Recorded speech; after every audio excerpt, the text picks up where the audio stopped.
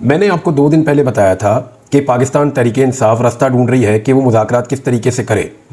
तहरीक-ए-इंसाफ हुज्जत तमाम करना चाहती है अपने एहतजाजी प्रोग्राम से पहले। अभी जो शुनीद है कि जैसे ही गर्मियाँ ख़त्म होंगी पाकिस्तान तहरीक-ए-इंसाफ और दीगर सियासी जमातों का एक इत्तेहाद बन चुका होगा और फिर एक बड़ी एहतजाजी मुहिम शुरू हो जाएगी। हुकूमती वज़रा जो हैं वो झूठ बोल रहे हैं कि महंगाई कम हो गई है, वो ये कह रहे हैं कि अवामी मसाइल हल हो गए हैं, पाकिस्तान में बहुत ज़्यादा इन्वेस्टमेंट आ गई है, पाकिस्तान तरक्की कर रहा है। लेकिन जो आम आदमी के आदाद शुमार हैं वो कुछ और बता रहे हैं। आम आदमी की बिगड़ती हुई हालत और पाकिस्तान के अंदर जो इकॉनमी की सूरत हाल है वो वज़रा, चाहे वो सूबाई हों चाहे वो वफाकी हों, उनके बयानात के साथ मैच नहीं कर रही। तो इमरान खान साहब के बारे में मैंने आपसे कहा था कि वो कोई रास्ता निकालेंगे और मुज़ाकरात के लिए हुज्जत तमाम करेंगे, क्योंकि सुप्रीम कोर्ट ऑफ पाकिस्तान ने भी उस दिन इस बात पे जोर दिया था जब लास्ट टाइम इमरान खान साहब जजेस के सामने पेश हुए और उन्होंने जजेस के साथ बातचीत की। अब जो खबर है वो ये है कि चीफ जस्टिस की जानिब से इमरान खान को सियासी जमातों से मुज़ाकरात के मशवरे पर इमरान खान ने आमादगी जाहिर कर दी है और इस हवाले से उन्होंने सुप्रीम कोर्ट को खत लिखने का फैसला किया है। ये जो लोग इमरान खान साहब से मुशावरत कर रहे थे ना, उनमें से कुछ लोगों से मेरी बात हुई थी और उनके पास मुख्तलिफ तजावीज़ थी। कुछ तजावीज़ ऐसी थी कि जिन्होंने मैंडेट चोरी किया बराह रास्त उनसे बात ना की जाए और वो लोग जो अपने वोटों से मुंतखब होकर आए उनकी टीम बनवाई जाए, लेकिन हुकूमत के साथ एंगेजमेंट तो करनी पड़ेगी। अब उसकी शराइत क्या होंगी या इन मुज़ाकरात के TORs क्या होंगे, किस तरह ये आगे बढ़ेंगे, वो आने वाले वक्त में आपको पता चल जाएगा। इसमें जो पहला फैसला किया गया वो इमरान खान साहब की जानिब से ये किया गया है कि चीफ जस्टिस ऑफ पाकिस्तान को एक ख़त लिखते हैं वापस, जो उन्होंने तजवीज़ दी उस तजवीज़ के ऊपर। क्योंकि इससे पहले भी जो चीफ जस्टिस ऑफ पाकिस्तान थे उमर अताब बंदयाल साहब, उन्होंने भी सियासी जमातों को बैठने का मशवरा दिया था। इमरान खान साहब उस वक्त सियासी जमातों के साथ बैठे थे और सियासी जमातों ने वादा पूरा नहीं किया था, बल्कि वो ये कहना शुरू हो गई थी कि जब तक काजी फायज ईसा चीफ जस्टिस नहीं बन जाते तब तक हम इलेक्शन नहीं करवाएंगे। हम चाहते हैं कि नवाज शरीफ साहब वापस आए, फिर इलेक्शन हो और नवाज शरीफ साहब के वापस आने के लिए काजी फायज ईसा साहब का चीफ जस्टिस बनना जरूरी है। ये पाकिस्तान तहरीक-ए-इंसाफ के लोगों ने उस वक्त क्लेम किया था और सोर्सेज से ये खबरें बाहर आई थी। बहरहाल अब इमरान खान साहब ने कहा कि सुप्रीम कोर्ट को खत लिखा जाएगा और उन्होंने नोट करवा दी वो नुकात जो सुप्रीम कोर्ट को लिखे जाने वाले उस खत में शामिल होंगे। ये पाकिस्तान तहरीक-ए-इंसाफ के लोग नोट करके आ गए हैं। अब जो लीगल टीम है पाकिस्तान तहरीक-ए-इंसाफ की वो इस लेटर को तैयार कर रही है। इसमें यह बताया जाएगा कि वो खत मुल्क को दरपेश माशी मसाइल और सियासी अदम इस्तेहकाम ख़त्म करने के लिए लिख रहे हैं। उनका मौक़िफ़ है कि मुल्क को दरपेश संगीन माशी और सियासी अदम इस्तेहकाम ख़त्म करने के लिए वो हर संजीदा फरीक से बातचीत करने के लिए तैयार है। ज़राए के मुताबिक खत के निकात में उन्होंने लिखवाया है कि हर वो फरीक जो माशी और सियासी मसाइल हल करने की इस्तात रखता हो उससे बात की जा सकती है। इंतखाबी मैंडेट की वापसी, 9 मई जुडिशल कमीशन इंक्वायरी समेत दीगर सियासी केसेस में फेयर ट्रायल किया जाए। साथ में उन्होंने ये चीज़ें भी शामिल कर दी हैं। अब इस पर मैं आपको एक चीज़ और बता देता हूँ। इसमें यह है कि इमरान खान साहब के जो सियासी मुखालफिन हैं, चाहे वो मीडिया में हैं, जो लोग थोड़े दिन पहले तक बहुत सर पीट रहे थे, बहुत ज़्यादा छलांगे मार रहे थे, बहुत ज़्यादा रिक्वेस्ट कर रहे थे, रो रहे थे, तस्वे बहा रहे थे कि इमरान खान मुज़ाकरात क्यों नहीं करते, उन सारों के वो ट्वीट्स और वो बयानात आप संभाल लीजिए। जो ये कह रहे थे कि इमरान खान को मुज़ाकरात करने पड़ेंगे, आगे बढ़ना पड़ेगा, बातचीत करनी पड़ेगी और बातचीत ही आगे बढ़ने का रास्ता है, तो बातचीत के लिए तो इमरान खान हमेशा से तैयार थे, वो डील करने के लिए तैयार नहीं है, उनका ये कहना है। अब आप देखेंगे कि वही सारे अकाउंट कहेंगे इमरान खान ने घुटने टेक दिए, वही सारे कहेंगे इमरान खान ने हार मान ली, लो जी इमरान खान ने जो है वो दिल छोड़ दिया, इस किस्म की बातें करेंगे। इमरान खान बातचीत के लिए पहले से तैयार थे, लेकिन सुप्रीम कोर्ट ऑफ पाकिस्तान की जानिब से क्योंकि ये पेशकश आई और उन्होंने ये कहा कि ये करना चाहिए, आइडिया वहां से आया, तो मेरे ख्याल में वो एक जिम्मेदार इदारा है, एक बड़ा इदारा है, तो इमरान खान साहब उसको बीच में रखते हुए कोई रास्ता निकालने की कोशिश करेंगे और इसके ऊपर उन्होंने अगर इतने दिन लिए हैं तो कोई ना कोई चीज़ तो प्लान ज़रूर की है। अब देखते हैं कि इसके अंदर आगे मामला किस तरफ जाते हैं। बहरहाल ये काम शुरू हो गया है, मैं इस पर आपको रिपोर्ट करता रहूँगा वक्तन फ़वक्तन। एक और जो बड़ी खबर है, और ये बहुत बड़ी खबर है, ये अली अमीन गंडापुर साहब की तरफ से है। उन्होंने वज़ीर आज़म पाकिस्तान को खत लिख दिया है। मैंने थोड़े दिन पहले खबर ब्रेक की थी और आपको बताया था कि खैबर पख्तूनख्वा के अंदर 177 में से 91 ऐसे मंसूबे हैं, यानी आधे से ज़्यादा बड़े मंसूबे जो खैबर पख्तूनख्वा में तरक्याती मंसूबे थे, उनको वफाकी हुकूमत ने ख़त्म कर दिया है। और इस खात्मे के ऊपर जो खैबर पख्तूनख्वा की हुकूमत थी और जो वहाँ के शहरी हैं वो बहुत परेशान थे, क्योंकि ये जो प्रोजेक्ट थे ये सड़कों के थे और ये जो थे टनल्स के थे, तालीम के थे, एनर्जी के थे, सेहत के थे, आम आदमी के मेयार ज़िंदगी से मुताल्लिक या उनकी मईशत से मुताल्लिक ये सारे प्रोजेक्ट थे जिन्हें बंद कर दिया गया। अब जब इन्हें बंद किया गया है तो ये भी पता चला कि इनमें बहुत सारे मंसूबे ऐसे हैं जो चल रहे थे, ऑन गोइंग थे, जिनमें से कुछ के बारे में कहा जाता है कि वो 70% तक मुकम्मल हो चुके हैं और उन पे काम बंद कर दिया गया। जब दोबारा काम शुरू किया जाएगा तो इसकी कॉस्ट बहुत ज़्यादा बढ़ जाएगी और जो डेप्रिसिएशन है वो अलग से होगी। तो ऐसी सूरत हाल में अली अमीन गंडापुर ने खत लिख दिया वज़ीर आज़म को। उन्होंने कहा कि सालाना मनसूबाबंदी कमेटी के फैसलों से शदीद मायूसी हुई है। PSDP से 91 तरक्याती मनसूबे निकालने से हमारा सूबा मुतासर होगा।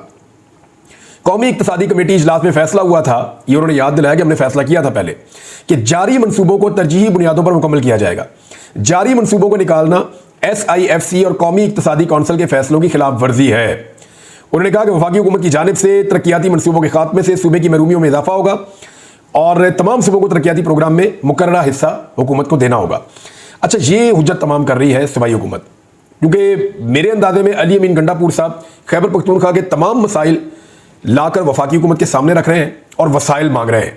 वफाकी हुकूमत इस वक्त इस पोजीशन में नहीं है जो इकॉनमी की उन्होंने हालत कर दी है कि खैबर पख्तूनख्वा को उसका शेयर दे सके, और यहीं से खैबर पख्तूनख्वा की हुकूमत के पास एक जवाब फराहम हो जाएगा कि वो वफाकी हुकूमत के खिलाफ एक एहतजाजी मार्च करें या एहतजाज का सिलसिला शुरू करें। मामला उस तरफ बढ़ रहे हैं, लेकिन स्लो बढ़ रहे हैं। ये डेवलपमेंट्स हम आपके सामने रखते रहेंगे। एक और बड़ी खबर है, शहबाज गिल साहब के हवाले से है। पहले मैं आपको खबर बता दूं कि उसमें क्या हुआ। शहबाज गिल साहब जो खुद भी बड़े ज़ेरे अताब रहे जब तक वो पाकिस्तान में मौजूद थे, और उन्होंने ट्वीट करके बताया कि मेरे नाकर्दा जराइम के बदले मेरे बड़े भाई गुलाम शब्बीर साहब को कल लाहौर से अगवा कर दिया गया। वैसे सियासत कोई जुर्म नहीं है, लेकिन आजकल क्योंकि बना दिया गया है तो बताता चलूं कि मेरे भाई का सियासत से कोई दूर दूर तक लेना देना नहीं है। चंद दिन पहले एक बहुत ताकतवर शख्सियत ने मुझे फ़ोन पर धमकियां दी और इसके बाद मेरे भाई को अगवा किया गया। मुझे पता था और है कि सच बोलने के नताइज भुगतना पड़ेंगे, लेकिन मेरा अल्लाह पर ईमान है कि अल्लाह जो करेगा बेहतर करेगा। और साथ उन्होंने लिखा हस्बुनल्लाहु व निअमल वकील। तो ये जी शहबाज गिल साहब का ट्वीट है। थोड़े दिन पहले जो है वो अदर मुशवानी साहब के 2 भाई जो हैं वो भी अगवा हो गए। लाहौर से एक और शख्सियत है वो भी अगवा हो गई पाकिस्तान तहरीक इंसाफ की। तो ये एक हफ्ते के अंदर कुछ 4 लोग पाकिस्तान तहरीक इंसाफ के अगवा हुए हैं या उठाए गए हैं। अब मामला ये है कि पाकिस्तान तहरीक इंसाफ इसके ऊपर क्या कर रही है।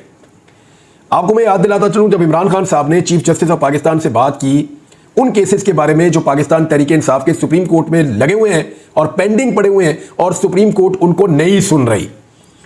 अब पाकिस्तान तहरीक इंसाफ को पता है या नहीं पता, लेकिन इसका डाटा जो है वो रिकॉर्ड जब इकट्ठा किया कुछ सहाफियों ने, तो उन्होंने मुझे बताया कि 16 मुकदमात हैं पाकिस्तान तहरीक इंसाफ के अब तक जो सुप्रीम कोर्ट ऑफ पाकिस्तान में मुबैना तौर पर पेंडिंग पड़े हुए हैं, जो नहीं सुने जा रहे। और पाकिस्तान तहरीक इंसाफ के जो वकला हैं वो अर्ली हेयरिंग की दरखास्त भी नहीं दे रहे।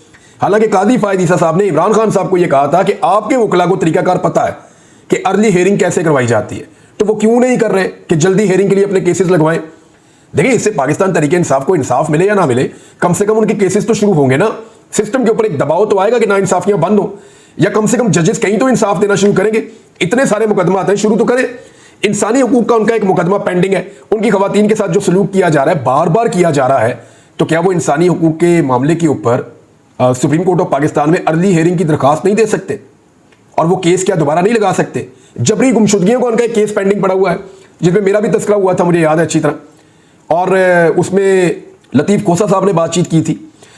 तो केसेस तो हैं लेकिन उनकी हेयरिंग नहीं हो रही, वो सुने नहीं जा रहे, पेंडिंग पड़े हुए हैं, ताखीर का शिकार हो रहा है मामला। तो पाकिस्तान तहरीक इंसाफ के पास बड़ा आसान रास्ता है, वो रोजाना की बुनियाद के ऊपर अपने एक एक केस को जो है वो अर्ली हेयरिंग की दरखास्त देते रहे और उसके ऊपर प्रेस कॉन्फ्रेंस करते रहे, और जब वो ना लगे तो फिर दोबारा उसके ऊपर दरखास्त दें और कहें जी वो क्यों नहीं लग रहा।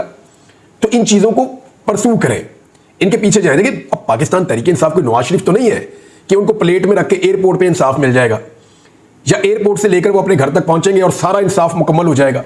अब नवाज शरीफ तो नहीं है ना, पाकिस्तान तहरीक इंसाफ है। अब सबके लिए इंसाफ चलकर दरवाजे तक नहीं आता, आपको चलकर अदालत में जाना पड़ता है, आपको जाकर तको-दो करनी पड़ती है, आपको जाकर इंसाफ का दरवाजा खटखटाना पड़ता है, तो फिर आपको इंसाफ मिलता है। मुझे आप देख लें, मैं तकरीबन 2 महीने से तमाम इदारों के दरवाजे खटखटा रहा हूँ, कोशिश करता चला जा रहा हूँ। मुझे पता है कि मेरे साथ क्या होना है, मुझे आइडिया है। यानी मुझे रात को FIA से सोर्स ने मुझे बताया कि आपको दोबारा गिरफ्तार भी किया जा सकता है और हमारे ऊपर बहुत दबाव है कि इमरान रियाज को दोबारा गिरफ्तार किया जाए। तो मैंने कहा फिर आपका मूड क्या है? तो उन्होंने कहा जी अभी हमारे पास कोई मुकदमा ही नहीं है आपको गिरफ्तार करने के लिए, हम तो यही पूछ रहे हैं कि जनाब किस मुकदमे में गिरफ्तार करें, उसने किया क्या है कुछ बताएं तो सही ताकि गिरफ्तार किया जाए। बहरहाल वो FIA जो है, अब इसके बावजूद मैं दरवाजे खटखटा रहा हूँ। मैं कभी इस अदालत में जा रहा हूँ, कभी उस अदालत में जा रहा हूँ, कभी इंटीरियर मिनिस्ट्री में जा रहा हूँ, कभी अटॉर्नी जनरल से रब्ता कर रहा हूँ, हर तरफ कोशिश कर रहा हूँ, हर जज का दरवाजा खटखटा रहा हूँ, 5 दफा टिकट ले चुका हूँ, लेकिन मैं हार नहीं मान रहा। मैं कोशिश कर रहा हूँ कि सिस्टम के साथ चिपका रहा हूँ। और कुछ नहीं होगा तो कम से कम भाई सबको पता तो चलेगा ना पाकिस्तान में क्या होता है। तो ये तो इतनी बड़ी पॉलिटिकल पार्टी है, मैं तो एक छोटा आम सा जर्नलिस्ट हूं, बिल्कुल एक आम आदमी हूं पाकिस्तान का। तो इतनी बड़ी पॉलिटिकल पार्टी है, इतने सारे वकला हैं। आपको याद होगा नून लीग वाले जब जाते थे अदालत में तो अपने साथ 50-50 वकील लेकर जाते थे और अर्ली हेयरिंग, और वो बार बार चीजों को हैमरिंग करते थे, बाहर आके प्रेस कॉन्फ्रेंस करते थे, बातें बताते थे। तो सिस्टम के अंदर एक रास्ता निकलता है, सिस्टम पे दबाव पड़ता है, और अदलिया जो है उसको भी ये वजह मिलती है कि वो जल्दी फैसले करे, या अदलिया को दबाव से निकलने में भी मदद मिलती है आपके इस किस्म की एक्टिविटी से। तो मेरे ख्याल में पाकिस्तान तहरीक इंसाफ की जो लीगल टीम है वो पूरी तरह नाकाम है अपने केसेस को जल्दी लगवाने में।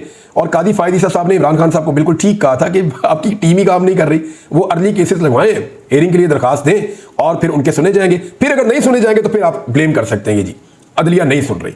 जब आप कह ही नहीं रहे तो फिर अदलिया क्यों सुने, ये एक बड़ा सवाल है। एक और खबर है जी, और ये मामला है जी लापता अफराद वाला। ये बड़ा आम तरीन मामला है नादरीन, और इस मामले में अब हमारे सामने आ गई है एक और मिसाल, यानी एक फैसला हमारे पास मौजूद है। और ये अहमद फरहाद वाले केस के अंदर ये फैसला सामने आया। इस्लामाबाद हाई कोर्ट ने अहमद फरहाद की बाजियाबी की दरखास्त निपटाने का तहरीरी फैसला जो है उसको जारी कर दिया है। उसमें अदालत ने लार्जर बेंच की तश्कील के लिए लापता अफराद के तमाम केसेस को यकजा करने का हुक्म जारी कर दिया है। जस्टिस मोहसिन अख्तर क्यारी ने 4 सफ़हात पर मुश्तमिल फैसला उर्दू में जारी किया है। उन्होंने लिखा कि 15 मई से जबरी तौर पर लापता अहमद फरहाद अभी तक घर ना पहुंच सका, यानी उन्होंने ये कंफर्म किया कि यह जबरी तौर पर लापता हुआ है। ये अदालत ने अपने फैसले में लिखा। और हामिद मीर साहब ने इसको ट्वीट करते हुए कहा कि जो लोग इसके ऊपर प्रोपेगेंडा कर रहे थे कि जबरी तौर पर गुमशुदगी कुछ नहीं होती, वो ये देख ले, फैसले के अंदर लिखा हुआ है। वजारत कानून, वफाकी पुलिस, अटॉर्नी जनरल ने बताया कि वो आज़ाद कश्मीर में मुकदमा में गिरफ्तार हैं, जबकि मुजफ्फराबाद सदर पुलिस स्टेशन मुकदमे में मतलूब है। फैसले में बताया गया कि हालात वाक़यात के मद्देनजर अदालत इस नतीजे पर पहुंची है कि मगवी जबरी तौर पर लापता हुआ और रियासती इदारे इसकी बाजियाबी में नाकाम रहे। 15 मई को थाना लोही भीड़ से शुरू हुआ सफ़र 29 मई को देरकूट की हुदूद में मुज़ायका खेज तौर पर कानूनी दायरा इख्तियार में दाखिल हो गया।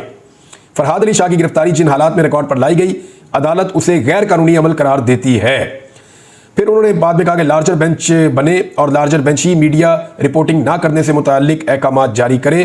तहकीकाती इदारों के सरबराहान से इन कैमरा ब्रीफिंग के बाद लार्जर बेंच केसेस की समाअत करे, यानी पहले एक इन कैमरा ब्रीफिंग ले ली जाए और उसके बाद फिर इन केसेस की समाअत की जाए।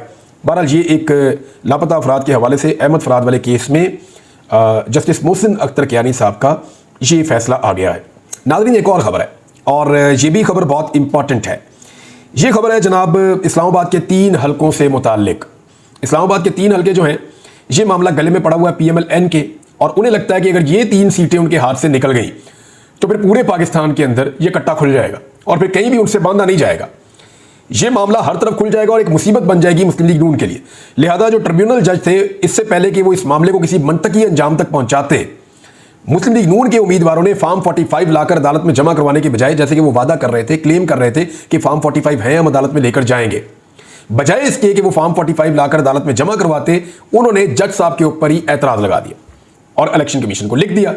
अब इलेक्शन कमीशन ऑफ पाकिस्तान ने जो ट्रिब्यूनल जज है उनको तब्दील करने की जो दरखास्त दी थी उसको मंजूर कर लिया है। यानी अब जस्टिस तारिक महमूद जहांगीरी साहब जो इस मामले को मुंतकी अंजाम तक तकरीबन पहुंचाने ही वाले थे, वो अब ट्रिब्यूनल जज नहीं होंगे। कौन होंगे आने वाले दिनों में फैसला हो जाएगा। क्या किसी रिटायर्ड जज को लगाया जाएगा? अगर लगाया जाएगा तो अदलिया का उसके ऊपर क्या मौक़िफ़ होगा, पाकिस्तान तहरीक इंसाफ और दीगर जमातें उसके ऊपर क्या पोजीशन लेंगी, ये आने वाले वक्त में पता चलेगा। लेकिन जमात इस्लामी की 2 नंबरी का यहां पता चला।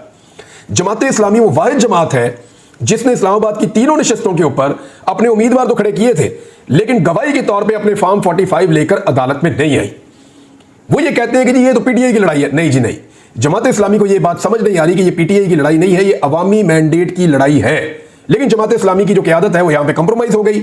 शायद उन्होंने कोई सौदा किया, शायद वो मरगूब हो गए, या शायद उन्होंने कोई फायदा लिया। आई डोंट नो, मैं ये नहीं जानता कि उन्होंने क्या इसमें किया या वो ब्लैकमेल हुए, लेकिन मुझे यह पता है कि वो गवाही देने के लिए नहीं आए और उन्होंने गवाही छुपाई है। तो गवाही छुपाने वाले की क्या सजा है? जमात इस्लामी वालों को इस्लाम मैं नहीं पढ़ा सकता, उन्हें इस बात का आइडिया है।